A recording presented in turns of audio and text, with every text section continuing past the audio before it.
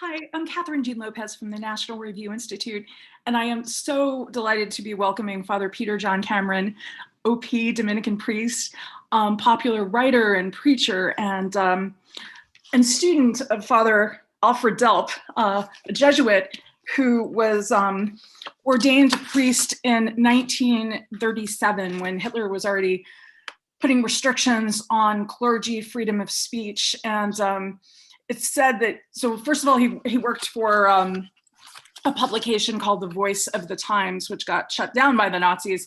And then he was rector of St. George Cathedral in Munich, where he would apparently very carefully write his sermons so that he could use loopholes if he gets questioned about them by the Nazis, because he knew the Gestapo was watching him. And he was such a stirring preacher that people would write down in shorthand what he was saying and make carbon copies and distribute them. And so we have I believe 50 of his homilies still in existence, but specifically what we're going to be talking about today is his Advent meditations written in prison, the last Advent of his life, which he was handcuffed. I don't even know how you do this. He was handcuffed and he would write these meditations on pieces of paper that were so small that he could smuggle them out with his laundry. It's really incredible.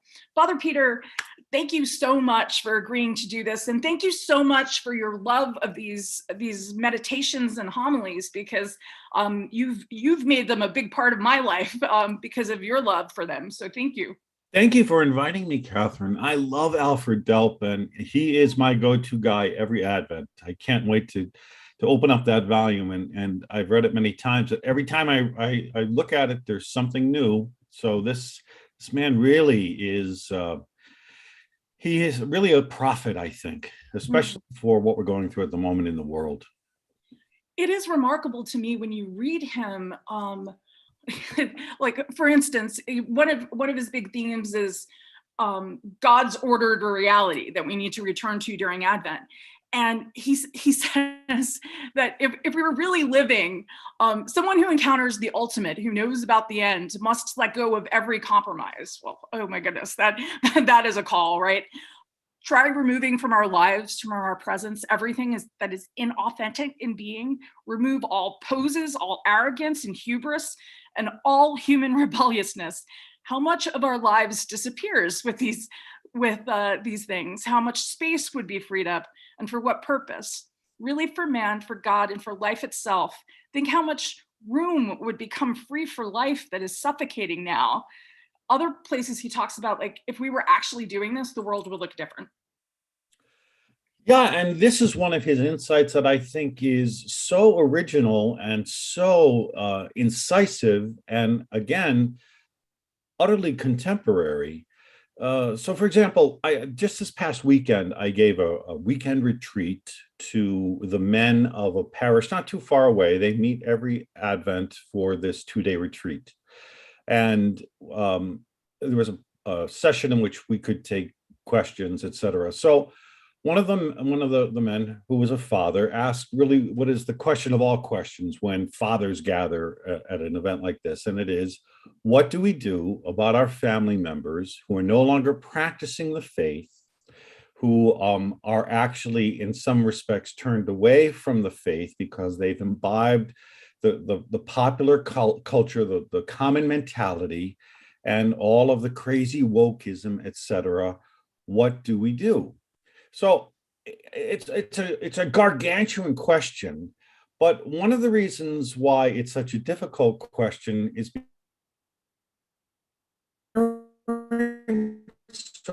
defeatism with which the question is asked. Because when I listen to this father asking this question, I think he was sort of conceding to a falsehood that there is the order which is Christianity, the order that is established by God, and some other order, and that they're actually competing. And they're not. You see, there aren't two orders. There is no dualism here. As Father Delp says, Christmas night is when God establishes the order in the world, which is the only order that human beings can live by. So in answering the question, it really begins by living with this tremendous certainty about what is truthful and facing whatever opposition or anger or hostility with the serenity that he obviously possessed, to an nth degree, with the serenity that I've met the truth. I know it. The order has been given to me, and it's not something that comes out of a book or some philosophy or something, but it's the order that has been given to us by God's own Son, who's become flesh and who is embraceable, who walks in companionship with us and can't wait to be our friends. And it's the last thing he's going to tell us before he goes to his death. I call you friends. And he says that all our lives is Advent. It's not just a couple of weeks before Christmas. Right. And the whole notion that we're waiting for something, that to be a human being is to be expectation. And again, this can be a very terrifying thing for people that know that they're looking for something more with a capital S and a capital M. And that's actually an expression that Father Delp uses. But if I have the sense that I'm looking for something more, or something more that we call happiness, but I don't know where to find it, even before that, I don't know what it consists of or consists in. What makes happiness to be happiness? And then if I've tried my hand at various things, and St. Thomas tells us there are really only 4 things that we can take refuge in to try to fill the abyss that is the human soul outside of God, outside of his order. And I use words that start with P to remember them. They're possessions, pleasure, power, and popularity. And we give ourselves to all those 4 things to beat the band. Still, they're going to leave us dry and empty and looking for something more, because they're all finite. But Father Delp talks about Advent is the time to prepare to meet the ultimate, the absolute reality. And certainly that is true in the season of Advent, but the whole of our human life, when we're living our finite state on earth with an awareness that we're called to a relationship with an ultimate and absolute reality, well, it changes everything. This seems so foreign to the American way of thinking. We think freedom is autonomy, individualism, but what Delp is saying is there's no freedom without God, and there's no joy without God, and that the greatest freedom there is in God. How do you communicate that at a time like this when people think you're crazy?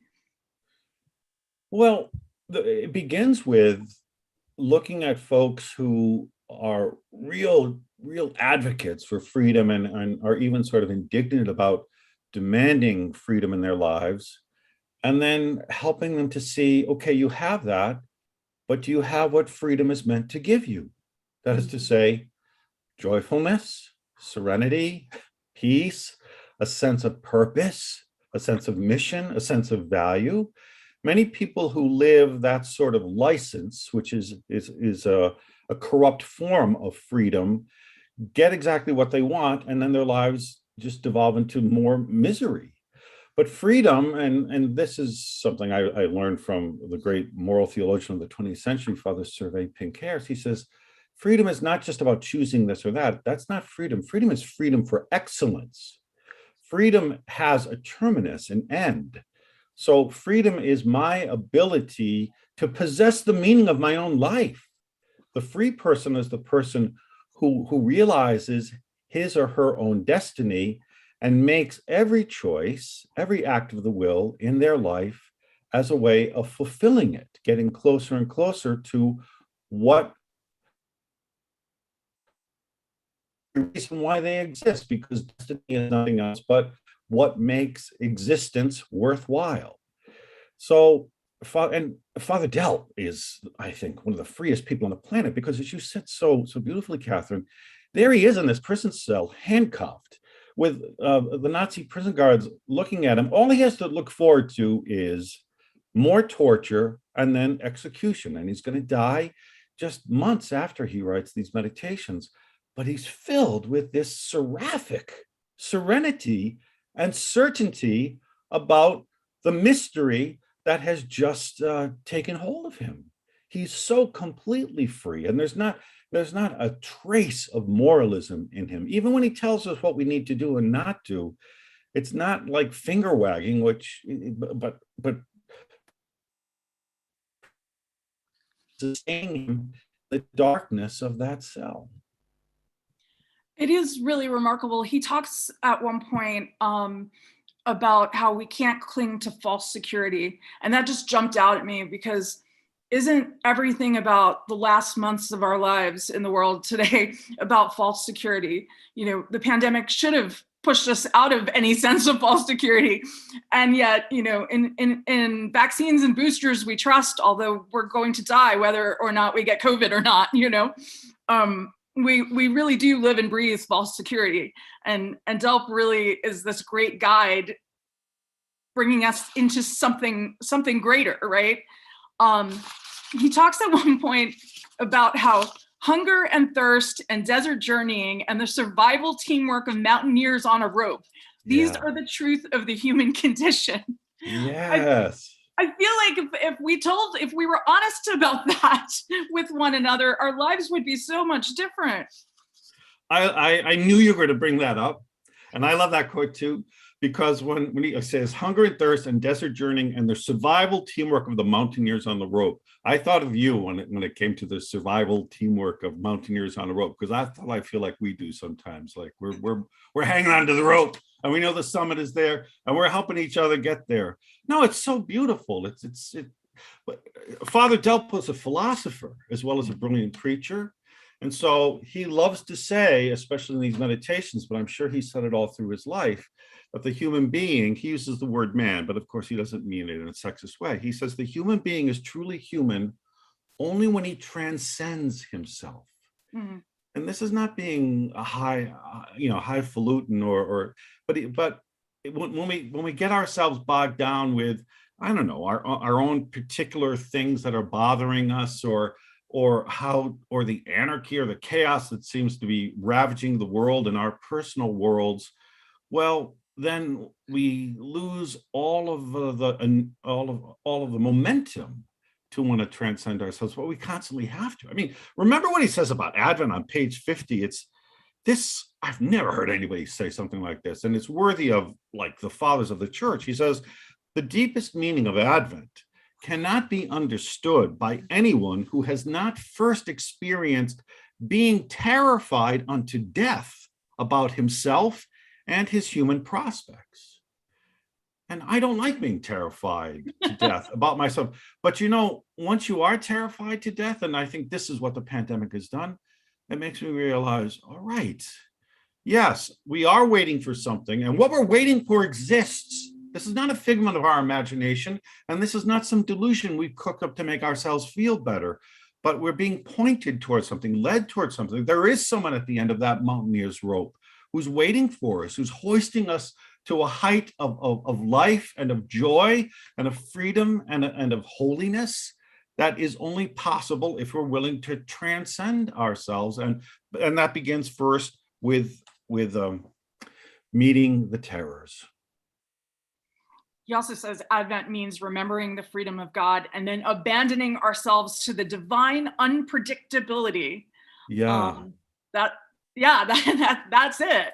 And so many of us like things to be predictable. We want to put things on our calendars and keep them there and know what to expect, but that's not what our life is supposed to be about.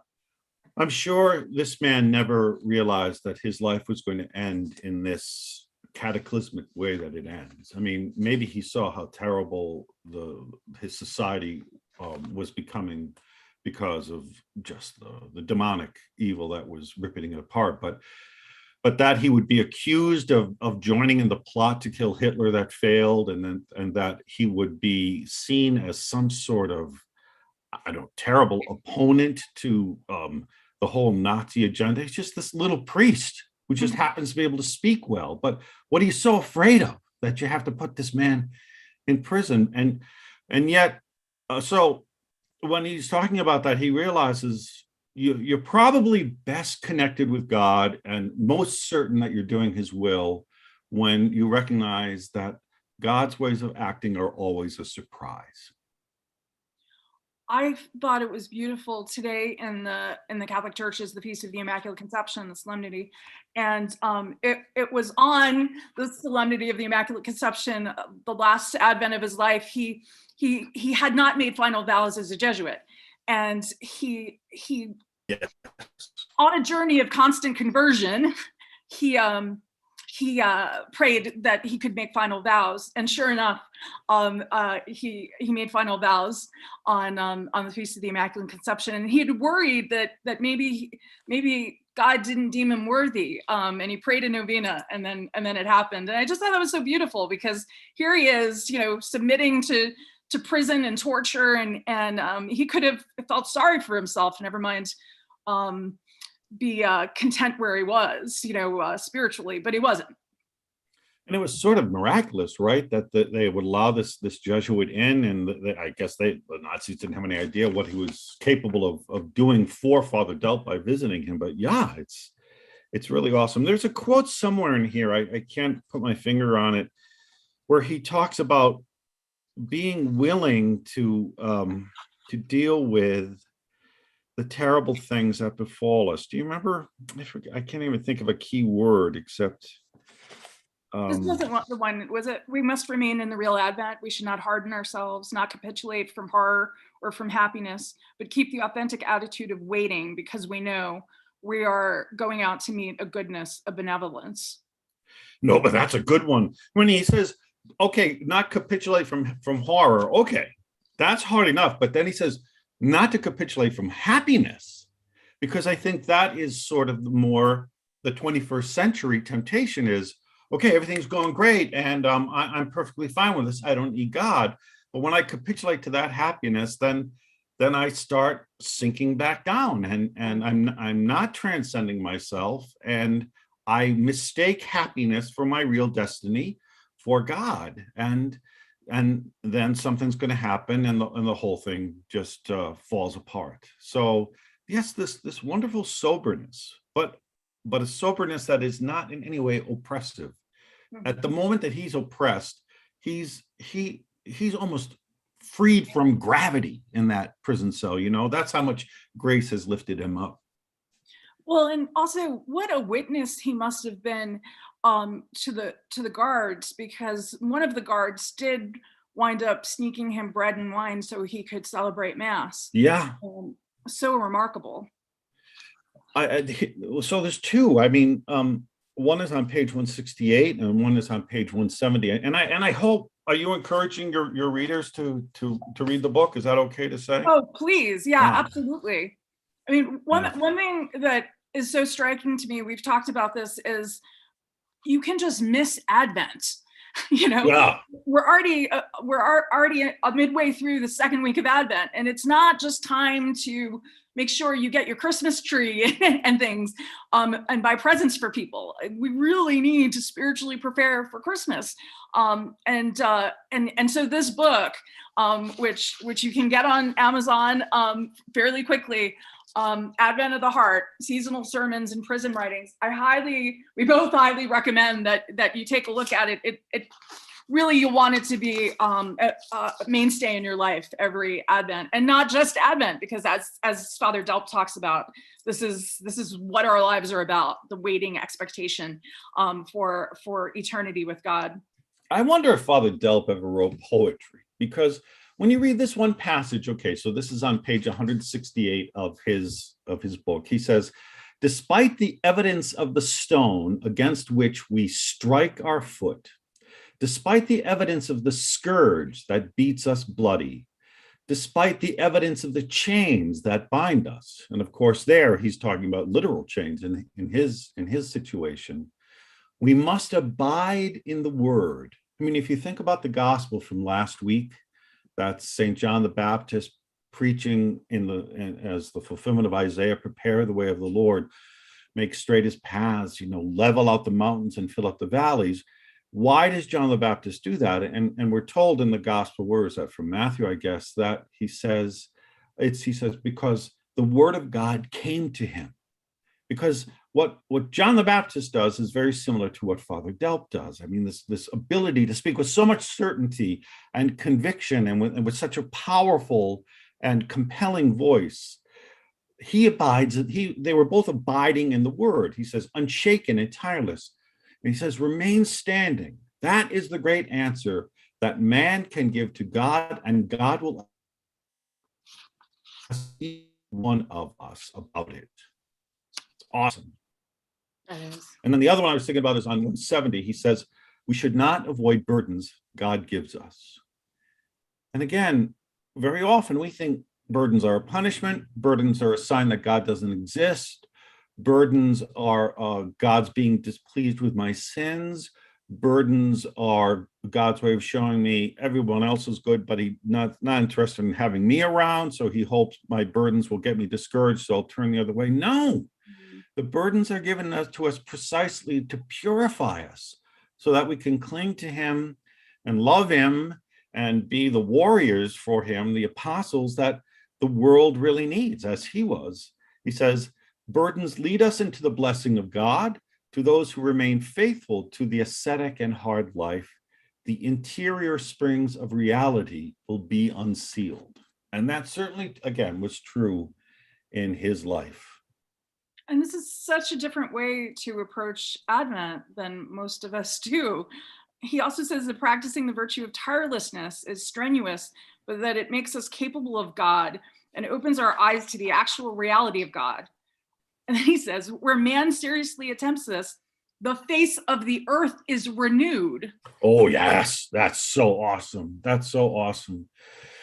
No, I mean, if there's one thing that the world really thinks it has an upper hand in is wearing us out, that those who believe in the gospel and live for Jesus Christ and live his life, and by the power of his life, that they just have to taunt us or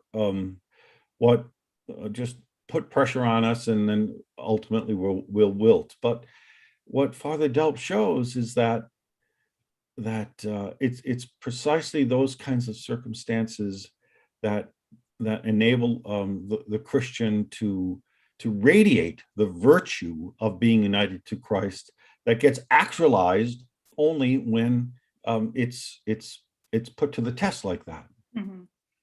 I keep thinking again of like the circumstances under which he was writing this. Like, I'm a baby when I'm flying because there's not enough room to write, and he's doing this with his hand shackled. It's just amazing to me that he can be so clear and, as you said, serene, and so focused on what the goal is, what the end is, and then also how joyful he is. He's writing about joy from this Nazi prison. It's really remarkable. It truly is. And of course, what undergirds all of this in his case is that he's living by an extremely profound hope. And so hope is certainty about the future founded on a fact in the present. And so he could have no idea at that moment what the outcome of the war would be, what ravages Nazism would continue to bring about in a world that was already disintegrating. But that isn't where he placed his sights, So he was so moved by how Jesus Christ had claimed him, had made him a priest, had baptized him, had made him a priest, had set him apart to be a shepherd, to bring life into so many situations which were suffering from the disorder of a very sick world, that he could not help himself but to realize that was the real truth. That was the veritas that he was caught up in. And that's what gave him the certainty that was imbued by true joy to look to the future with a hopefulness that God would not let us down, that God would not stay far from us, because that also is a very important notion for Father Delp in the way that he preaches about Advent, that it's the nearness of God. And it's putting our trust in the nearness of God, which is something that can't be seen, but can be surrendered to because it is God's most exquisite promise. And he talks about how God is to be encountered on our streets, in the darkest cellars, in the loneliest prisons of life. We'll meet him, and of course that was quite literal for him. But it's a message for everyone who feels alone, or distant from people, as our virtual lives can definitely make us. And there was of course the separations of last year too, as well, that really hurt human hearts. And he talks about how living in community with God is the only way to live. I think that's something that we don't have a full sense of today. And it's really a gift to be able to read this from a man who was suffering so much, and saw the reality of the order. He talks about how Christ lifted mankind out of every false order when in the consecrated night of Christmas, where the real reality of our lives comes to earth. He gives us marching orders in the course of the book, but they are very few, and they come much after the proclamation of grace. And this is one of the aspects of his life and of his writing that I just find so captivating and irresistible. And you mentioned joy before. Even the way that he speaks about joy, he does something very ecumenical. He quotes St. Thomas Aquinas, who was a Dominican theologian, but he says Thomas Aquinas refers to joy as a well-being of the spirit in response to what exists. And then he paraphrases it, and he says, joy is a response to those things granted by God. So for him, it simply means beginning by looking around to see the presence of God, the traces of God in our life, and not to take the least a bit of them for granted, because all of them are powerful agents of revelation. That they're going to bring us some communion with heaven that wants to come as close to us as it possibly can. And this is what Jesus is ultimately going to give us in the Eucharist, in Holy Communion. But he's so certain about it, and that's why he's constantly beckoning us to surrender. The one thing about the book that I'm intrigued by is that there is not a whole lot mentioned. There's not a lot mentioned about prayer, about his own prayer life, but obviously he does pray intensely, because a great deal of the book is his commentary on the liturgy. But when he talks about the nearness of God, when he talks about living for joy, when he talks about tirelessness and waiting, all of that is a way of speaking about adoration. That no, there's someone who's coming from, who's even present with us now, and we need to acknowledge that someone, love him, trust him, surrender to him, listen to him, and be ready for what he is going to call us to do.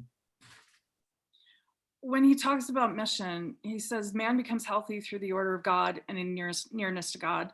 Yeah. That is also where he becomes capable of joy and happiness, establishing the order of God and announcing God's nearness and teaching it and bringing it into others. That is what my life means and wants. And he says, it's our responsibility to make a disturbance in the world. Yes. It's strong enough itself to tear this chaos out of its cycle and to lead the world back to its source. Okay, so what does that mean? What does that mean? I find it remarkable that a man who is seeing so much evil can still have that confidence and that hope. And Christians bear the responsibility to generate an authentic unrest within creation through our existence, our word, and our work. That he still has faith that means something in the world, even despite what he's living through, and what he's seen and what he's had to fight through. Is just the greatest witness. What do you think it means to make a disturbance in the world? Don't you think it harkens back to that uncertainty he was talking about earlier, and we live thinking the world is everything. Even if we profess belief, we still operate sometimes like everything that's going wrong really matters, and salvation in God is what matters. Right. Absolutely. And that's why to enter into the fray, we have to be certain that the only order of reality that corresponds to reality is the one that is established on Christmas night and can be found in Jesus Christ. Every other order is a what do you call it? It's a counterfeit order that is somehow maybe trying to mock or be a parody of the Christian order, but there's none of the power. And the proof of it is that is the precise lack of joy. I said to these men, you really want to be you want to help these people in your family to come to live for Jesus Christ. They said, well, you have to be witnesses, and you can't fight them. It's because that's exactly what they want, because they think that the order of Christianity can be defeated at the level of discourse, that all we have to do is have a good debate, and I will be able to prove to you empirically by the way that I argue that I have a better way of looking at reality than what Christianity proposes. But if that were so, then God the Father at Christmas would not have sent his son in the flesh. He would have sent a memo, or he would have sent some sort of I don't know, debating book or something. So I said, you have to be witnesses to them. So they said, well, how do you do that? I said, you have to be joyful. You have to be glad. I think you even have to be sort of playful. Don't take life so seriously, because people who think that they have found the all-encompassing alternate world order. Well, what is the one thing that is totally lacking from their life? And it's joyfulness. And discovering a joyful person in the world is a very rare occurrence. I mean, I often say that when you meet a joyful person, there are basically two options. One is escaped from a mental institution, and the second is I've met Jesus Christ. There's nothing else in between. These are the only choices. And so I remember once, I think it was around Christmas time, and I have two awesome sisters, and we love each other. And we're in my sister Trisha's kitchen, and we are kidding around as we always do. And her children and some of my other nieces and nephews were there, and they weren't as free as we were. And they came into the kitchen. They're like, you three act more like kids than we do. And we said, yeah, we do, and we're never going to change. But they were kind of jealous. They wanted it. And great, but all you have to do is say yes to a different world order. And it's a world order that is begging for you to come and join it. Father Delp says, man should take joy as seriously as he takes himself. Yeah, right. And he's writing this from a Nazi prison, and he should believe in his heart that he is created for joy. This really means that we are created for a fulfilled life that knows its meaning and is certain of its capabilities. Such a life knows it's on the right path to perfection and allied with the angels and powers of God. We are created for a life that knows itself to be blessed, sent, and touched at the deepest center by God himself, allied with the angels. Yeah, because joy is that, even after the resurrection, the Christians gathering in Solomon's portico was a greater force for conversion than any street corner preaching, because again, people walked by and they saw these people united, old and young, educated and uneducated, rich and poor, different nationalities, different races, etc. Talk about diversity of being integrated. And they said, how can this possibly be? This kind of unity doesn't exist on the planet, this kind of joyfulness. And they're absolutely right. There can only be one cause for it. And that's Jesus Christ risen from the dead. Which is why, and Father Delp talks about this constantly, we need the supernatural reality. We need to to choose God, because it's not possible otherwise. And that's why, you know, we're talking about, he does give us our marching orders, but it's only after he makes it very clear that there's an order of reality that is being in the world, that you have an invitation to participate in that, and that it promises you the nearness of God. It promises you that the joy that you're looking for is coming, and that all of the struggle with being a human being, because left to ourselves, we don't know how to be human. It's going to be revealed, and it's not going to be revealed in some course that you have to take, but it's revealed in a relationship that you have to love, a friend that you have to embrace, and the humanity of the Son of Mary, who is God's own Son. And once we have all of that, and we know it's real, and we want to act on it, then he tells us on page 111 what contributes to man's great liberation into a fulfilled life consists of these things. And this is what we're called to do: honest humility. So when we come up against people that are arrogant or actually aggressive, who are turned against us or are accusing us of things, no, we're not going to be defiant, and we're not going to fight, but we're also not going to kowtow. We're going to be humble. We're going to be little before those things, but with a littleness that makes us even more disposed to listen and then to receive the grace that we need, that can be the answer.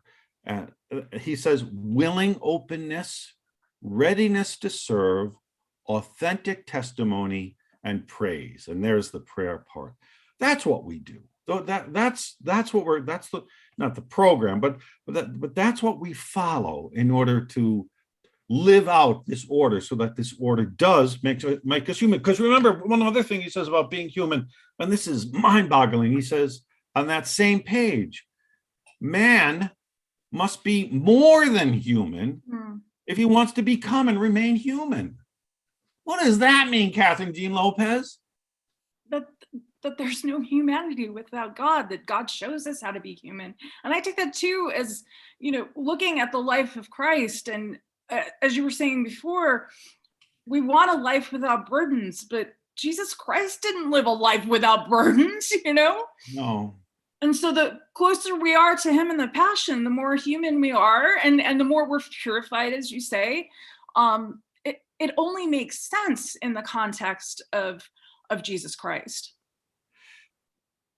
I think sometimes we're tempted to think that we have humanity figured out because, well, it involves free will, and it involves the intellect, and it involves memory, and all of these things. But again, going back to Survey Pinker, he says in his masterwork of moral theology, we don't have words to express what it means to be human. I mean, it was St. Catherine of Siena who said, God revealed to her, saying that, if you could see the beauty of a single human soul, you would die from the sight of it. It's so overwhelmingly beautiful. So Alfred Delp, by the way he lived and by the way he died, he showed us that it's possible to be human in a heroic way without ever doing anything, without doing any great deeds, but simply accepting the will of God, and in all the ways that he says, and allowing God's destiny to be unfolded in our life. Well, I think this goes back to something that we talk a lot about when we're not on webinars or whatever these are, Zooms. Presence. We've talked about how there are debates and documents and things about the Eucharist, but if we can't be present to ourselves, to our family members, how are we ever going to understand the concept of being present in adoration in the Eucharist, the Eucharistic Lord? It's like, it's impossible to encounter if we don't live in the reality of what our lives are, and truly be present and love in all of the challenges and all of the circumstances, and know that God is greater than all of these. And so we have a reason to hope, and it's the only thing that makes sense. Well, the word Advent itself means the arrival of a presence. And that's why, I mean, the scripture readings in the liturgy leading up to Christmas are positively mystical. That that is in all of the readings, that there's this presence coming into the world. And I remember I read a book some years ago by a philosopher, I think his name was Ralph Harper, and the book is called On Presence. And he's saying, and he quotes many people, but he says, one of the things about presence, like humanity itself, is that you really can't define it. You really can't define it, but you know it when you meet it. And he says it does have some outstanding qualities, some earmarks. He says, and the chief among them regarding presence is that presence is the beginning of the end of barriers in our life. When we're sick, in the hospital, it's wonderful to receive a greeting card, even a really nice one, with glitter and maybe things that pop out and stuff like that. But it's always better to have a human being standing there, and even if they have nothing to say.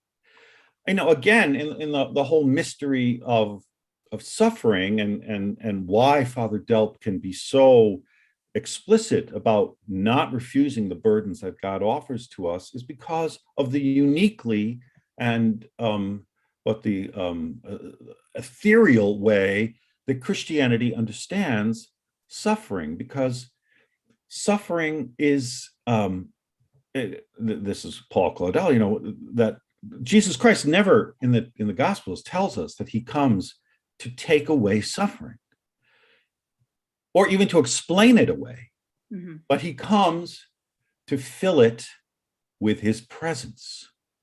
And this is one of the things that converted Simone Weil to Christianity. She said it's the way that we look at suffering, that suffering has a value, and that the suffering that we have in our life, the biggest challenge to us is to discover, how is God putting this before me to help me become the person that I'm really meant to be, to use it well.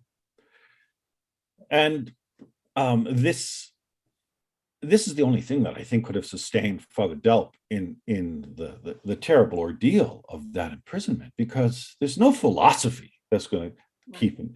But it is this presence which even before we meet Jesus Christ, we know that he's dwelling within us, and that it's his presence in us that is summoning him to himself in our life. Father Delp says there's nothing more blessed in life than true waiting. Yeah. I don't think most of us think that way. No. This should be our first Advent light to understand everything, all that happens to us and all that threatens us, from the perspective of life's character of waiting. This is why it's very important to read Father Alfred Delp when we go to the Department of Motor Vehicles, because it helps even that to make that situation into one of grace. No, I mean, we're waiting is a process of purification, right? It's sorting out all the things that we think really matter, that are vying and competing for priority in our life, to say, no, this doesn't need to be here, but I know that I'm waiting for something. I know I am. And that's why, for example, I can't wait until December 17th, we start the O Antiphons of Advent. And each one of these is a kind of a wonderful cry and a lament for this presence to come, and by all, O Key of David, O mighty arch of the human race, all kinds of wonderful signs, and they actually follow a chronology that mirrors salvation history. And then there's this wonderful, as I'm sure you know, there's this wonderful sort of hidden message in the O Antiphons when you take the first letter of the Latin word for each of the O Antiphons, and you place them together, because they end on December 24th. it spells out the two Latin words ero cras, which means tomorrow I will be. So while we're praying these O antiphons, it says he has this wonderful little, joke going on that even in the way that we're praying, he's becoming present to us, and he's responding to what he knows is the deepest longing of our waiting, and we're waiting the certainty that that waiting is going to be fulfilled in an absolutely exquisite reunion. What might you say to someone who says, that sounds all very beautiful, Father, but I'm really busy with work and family, and I don't have time to wait. How can we let God reorder our lives when there are things to get done? Well, all I know is that people always make time for the things that they consider to be priorities, things that are really valuable. And I think very often the reason why so many people are reluctant to give God the time and the attention that can really begin to be this advent of personal transformation is because they think it's going to be a waste of time, or they're afraid of what might happen, So that's why you really have to take a risk, and that's something of the tirelessness. I mean, Father Delp, I don't think he's preaching to fellow believers, so his reflections are not so much geared to either pagans or people that are not formed in the faith. But if he were, I'm sure he would have just as much energy and focus and oomph, but he would use different words, and so tirelessness might be described from the point of view of, well, no, you have to decide that I'm going to give 15 minutes today to God, and I'm not going to let anything get in the way. And we can all do that. We certainly can all do that. And yeah. And how do we do it? Well, there's a million ways of doing it, but simply being with God, saying, Lord Jesus, I know that you are coming. I believe it because I see you in the faces of my friends. So I'm going to spend these 15 minutes just doing what friends do. I'm going to speak your holy name. If you spend 15 minutes doing nothing but slowly and meditatively and from your heart and with a great longing speaking the name of Jesus, your life begins to be changed even in that instant. And I often point out to people that 15 minutes is 1% of your day. Surely Cool. 1%. Wow. Yeah. Gary Jansen has a book. I didn't figure that out myself. I don't do math. Gary Jansen has a book called The 15-Minute Prayer Solution, and that's his point, basically. It goes back to what you were saying, though, Catherine, about community, because I'm sorry that I didn't follow up on that. But so this is pages 102 and 103. But he says the capability of true joy and of living joyfully is itself dependent upon specific conditions of human life. Okay, so if that's true, then I have to be sort of the master of the conditions of my life to the degree that I can. Some things I can't, they befall me. And if I'm asked to suffer them, I will. But other things I can order. And I want to order according to the order that God is placing before me upon particular attitudes regarding God. And then he says, where life does not perceive itself as taking place in community with God, it will be gray and gloomy and drab and calculating. And I'm really struck by him. I think Father Delp was a beautiful writer too, as well as being a man who I think is a saint. But he doesn't say just gray or just gloomy or just drab or just calculating. It's all those things. And I think many modern people look at those four words and they say, that's my whole life. Right. Yeah, that's my whole life. This guy gets me. Right. And so I'm going to trust him because I don't want that to go on anymore. And Christmas happens in the midst of the gray and the gloomy and the drab. And I don't know about the calculating, but I mean, there's a reason why Christmas happens at the most unappealing time of the year when it's so cold and it's so, you know what I mean? Yeah. Everything's dead. he says too, we have more expectation than earth can grant, because what we encounter is only a piece of reality, a piece of creation. We are waiting for the fulfillment of a promise. I keep thinking of conversations I've had in recent days with people who say things like, I wish my mother had aborted me, because they feel so strongly for the right to choose abortion, a woman's right to choose abortion. And I just think, this person has no concept that he's a creation, you know? We talk about climate change, but we don't look in each other's eyes and, in awe of this creation of God, who, as Christians, we believe that the indwelling presence of the Trinity comes to us in baptism. That's amazing. And we should be in adoration in our lives, in our relationships with one another, because God is so near, as Father Delp talks about. When he talks about the drab and the gloomy and the gray, I just keep thinking of our lives in front of screens, where so many of us live these days.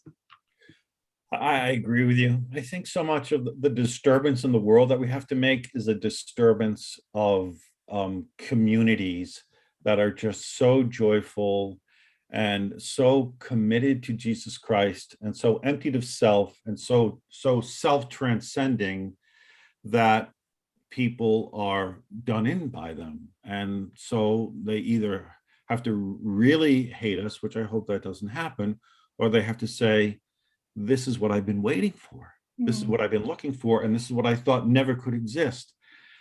I mean, it rips my heart out to think that there's somebody that would actually say the thing that you just said. But I know deep down that what they are saying is, I'm not saying that they're lying, but they're not speaking the truth. It's a defense mechanism.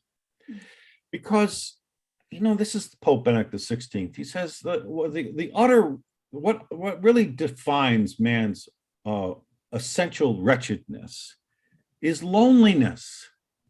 It is the fact that we haven't met a love that says to us, it is necessary that you exist.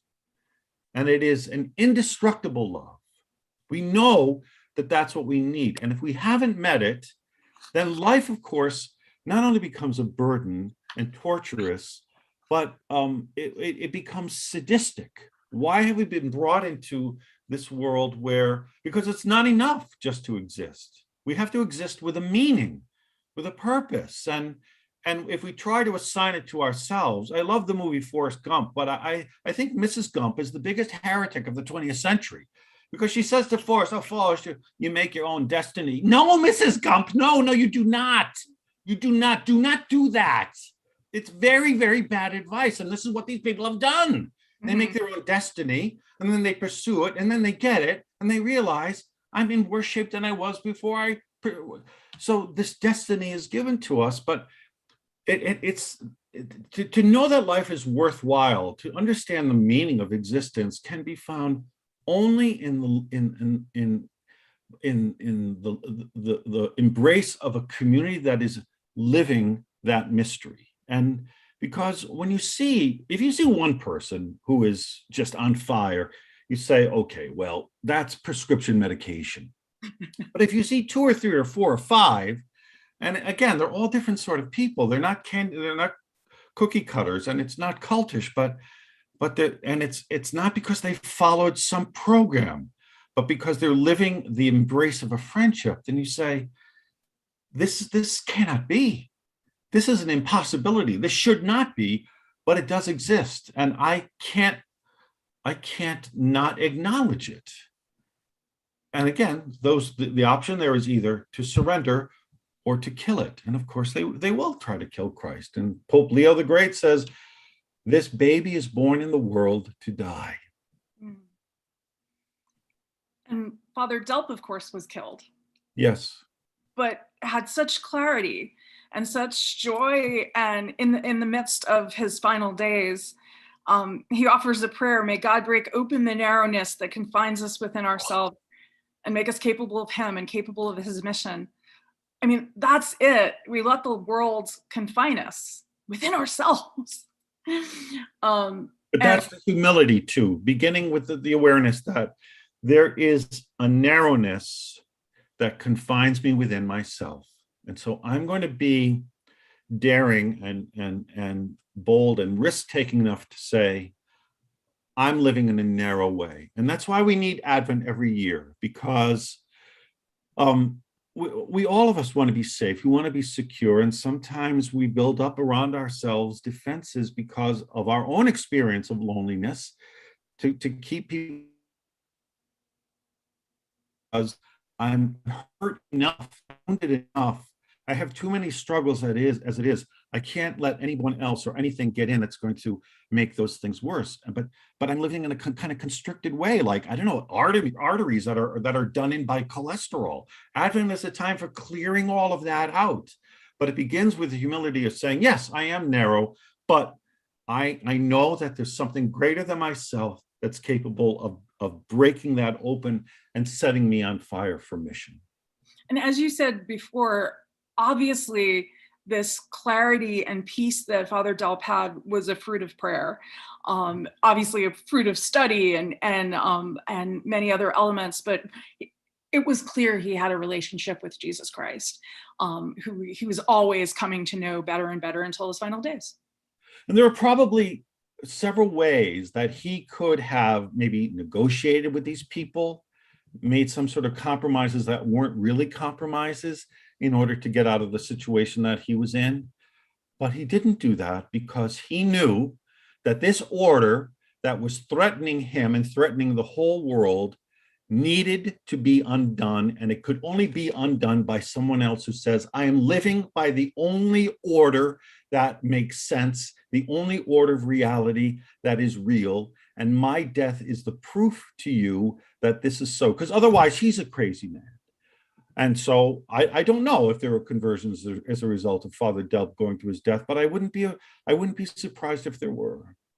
And it's said that the Nazis did try to get him to renounce his faith and renounce the Jesuits. And as we said, he took his final vows while he was in prison. So that was not what he was doing. And I'm always so touched when I talk to persecuted Christians in the world today, because I remember one Iraqi priest in particular who was tortured, had cigars burned on his back and his teeth hammered out by Islamic militants. And when I talked to him, I said, your faith must have been so extraordinary that you were able to not recant your faith and that live through that. And he looked me in the eye and he said, Catherine, if you were in the same circumstances, you would have done the same thing, because God gives you the grace. I was nothing special. I just trusted in Jesus Christ, and he gave me a strength that I didn't have on my own. And so it's not, Father Delp isn't a thing of the past. There are people in the world today who are living this same witness. And as you said, Father Peter John, we're called to do this in the world, whether we're facing Nazis or not. We're all in a battle between good and evil in this world. And Advent gives us the choice to truly choose Christ. And I want to do that. And that's why I'm so happy for the gift of Advent every year. And the Advent of the heart that Father Delp has placed before us is one of the most beautiful and profound, I think, summaries of that mystery that really can be found. And who knew how prophetic he would be for our day and age? But he really gives me the desire and the hope to live the heroic way that he did.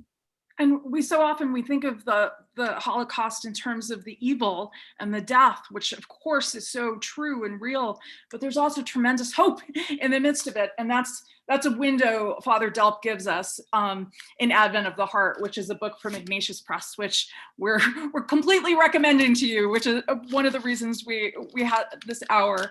So thank you, Father Peter John Cameron. Thank you, everyone who's watching this live, who is watching this after the fact, and please share it with other people, because Advent is only a few more weeks, and everyone needs the time to really encounter what Advent truly is, and what it offers to us. And so thank you very much, and God bless you.